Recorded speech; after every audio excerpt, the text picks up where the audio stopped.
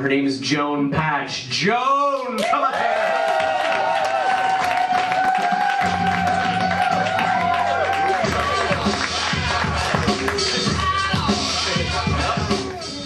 So, yeah, I'm a fine arts major, so he knew. It's like he was psychic or something. That's why I work a nonprofit now, because I majored in fine arts and stuff.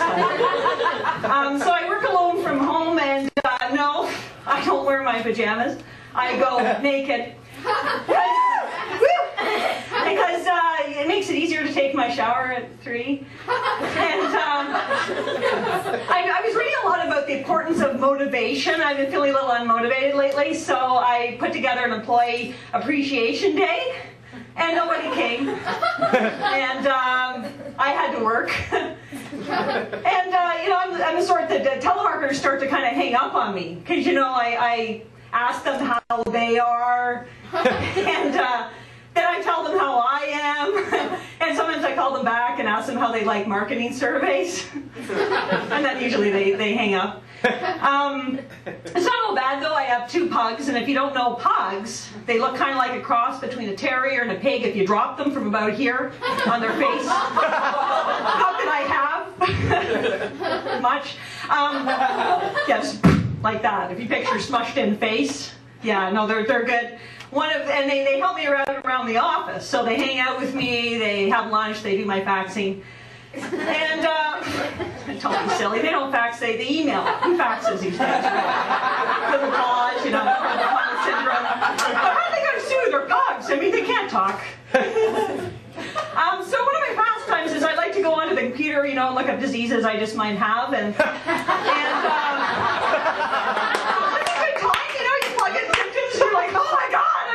from syphilis. Oh, wait a minute. I had sex and yeah. So this is before my husband, which I'm going to talk about. My husband, I went online because he wasn't feeling very well, and I found vasculitis, and he seemed to fit a lot of the symptoms, and here they are. So he had there was purplish blue spots, there was a rash, there was chronic sinus congestion, chest congestion, death. And I kind of wondered when death became a symptom. You know, because can you imagine going to your doctor and saying, yeah, doc, I got this really bad rash and this mild case of death. You know, the doc might turn to you and give you some pills and say, oh, this should take care of the mild case of death, but, you know, it's not going to help the rash at all. So one of the things I really miss, or don't miss actually, about being at home is the morning commute. All that teeth gnashing, nail biting, rage directed at me. Because I'm not a bad driver, I just make bad driving decisions. So I think there should be a sign for people like us, you know, like maybe reverse giving someone the finger, so you could be like, yeah, sorry, I'm the asshole that cut you off.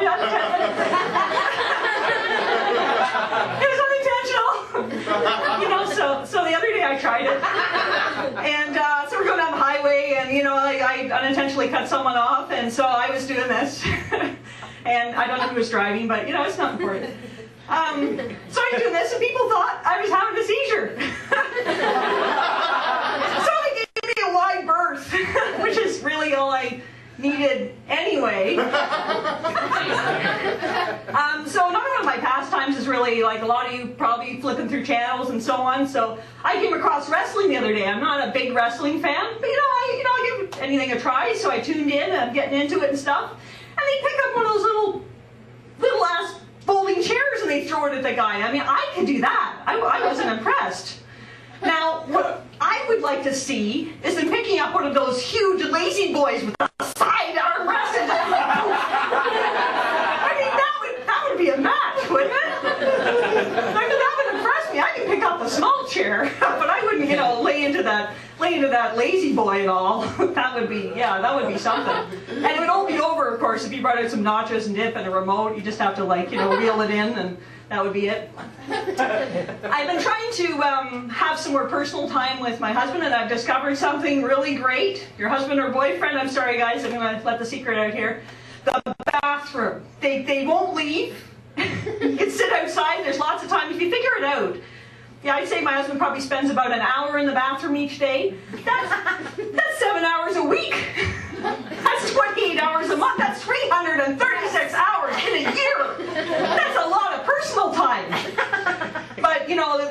thing that you can't do when you start these conversations is be all cutesy and be like, so what you doing? Because that's never good, because they'll tell you. Just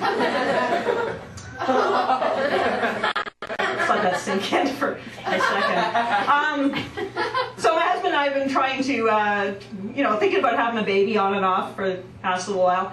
And we figure it'll be a lot like, raising pugs. You love them, you feed them, you lock them in a room for hours on end, lock your furry friends in a room for hours on end. And, but that's not true, of course. Children aren't furry. Most of them. And true story. Today I was on the DVP, and I saw an interesting sign, and it said, "March break. Be careful of children." On the DVP. And I thought, if there's children running outside the DVP on the highway, there's a bigger problem here somehow. But I figured I'd be okay, because I'd just be doing this, Sorry, didn't need it. I won't go any further with that. That's a good place to cut that off. So I was a little unusual as a child, not that you know. And I don't know if everybody remembers Weeble Wobbles. Anybody remember Weeble Wobbles? Yeah! Some do? Okay, so Weeble Wobbles, and we're going to fill you in here. They weeble and they wobble, but they don't fall down! Woohoo! That's what they did. They were like, I don't know, they were like little weird figures that you could push, and you could sort of make them fall over. But I used to take them and I used to put them in the stump outside my house, and I position them all in the stump, and then I take the hose and I just go. They don't fall over, but they do drown. I had another toy. I had the Barbies, and I never had a Ken Barbie. I was kind of deprived that way. So I cut like one of my Barbies, the hair really short, and she got to be my Ken Barbie, and that was kind of interesting, maybe the person I was today. And I would take all my Barbies and I dress them up into their pretty little clothes, and I put them into this camper that I inherited. And I put them all in there, they're all happy and everything, not that their expressions change, but imagine. And so they'll go to the camper, and then I just drive them right off the couch. Because Barbie, of course, isn't a bad driver. She just makes bad driving decisions.